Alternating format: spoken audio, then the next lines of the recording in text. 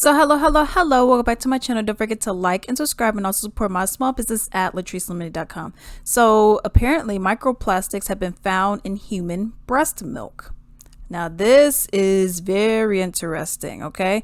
Microplastics have been detected in human breast milk for the first time. While more studies are being needed, the researchers said that they were worried about the potential health effects on babies. It will be crucial to assess ways to reduce exposure to the contaminants during pregnancy and lactation, but it must be stressed that the advantages of breastfeeding are much greater than the disadvantages caused by the presence of the polluting microplastics. So pretty much people think, oh my goodness, that's another reason why I shouldn't breastfeed. No, breastfeeding is, I actually used to teach people how to breastfeed, okay, when I was in college. It's very important to do, okay? You actually help to aid and reduce the amount of allergies that a person may get when they are older, okay? You know how you got runny eyes, you always have skin sensitivity, you got this, you got that, you got all that. Breast milk actually helps to reduce that, and it also has more nutrition than the other stuff that you get that's powdered anyways. The research team analyzed breast milk samples from 34 healthy mothers, which were taken a week after giving birth in Rome. Microplastics were detected in 26 of the samples, or 76%. The researchers recorded how much food and drink the mothers consumed that used plastic packaging, and that's another thing. So you may be like, well, what do you mean microplastic? I mean, plastic just in my body. So it's all that stuff that's leaching. So if you get like a bottle of water and it's in a plastic container, even if you like, for me, I use my zero water, it's a filtration system and whatnot, and it's in plastic. It's hard plastic, but plastic nonetheless. Let's say you eat, I eat healthy though, that's all those people eating that greasy food. I eat healthy. Where are you getting your lettuce and what are you putting it in? Well, it's either in hard plastic or it's in another plastic bag. Yeesh. And all that, your food just absorbs all that. So that's how you could get that kind of stuff in your body. They found no link with the presence of microplastic in breast milk, which suggests that the widespread presence of microplastics is in their environment makes human exposure inevitable. So that's another thing that they're saying. They're saying, okay, well, we look to see, okay, all the stuff that, it leached in there or whatever, and it's in your body. Okay, maybe that's how it happened.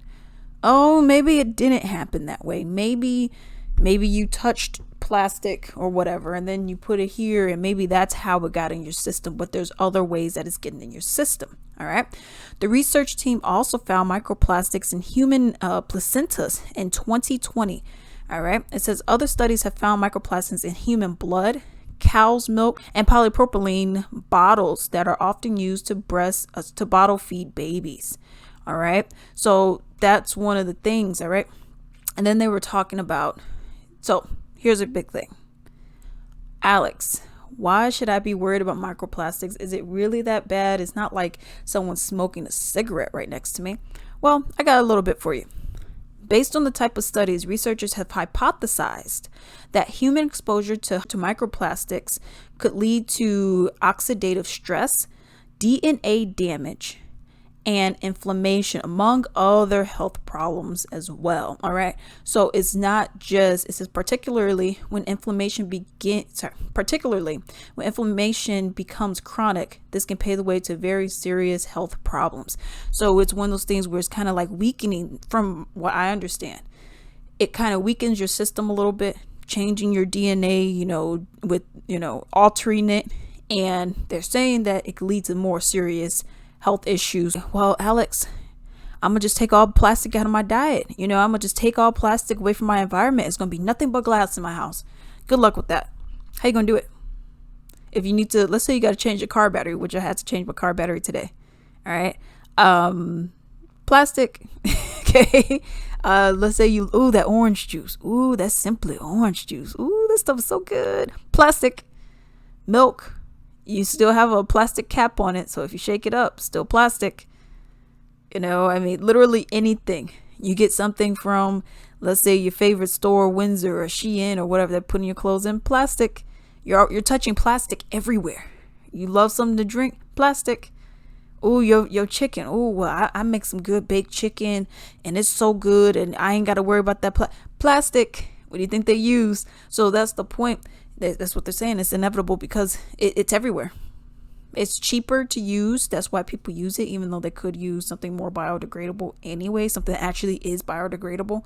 You got like, I mean, even looking at straws, like you got your plastic straws, but you have one. I mean, some are even made out of rice, some are made out of paper, some are made out of avocado. So you have a lot of different options that you could use, but companies are like, yeah, I'd rather just damage you and the environment and make money. So we're going to do that as opposed to doing something that's a little bit more health conscious and environmentally savvy.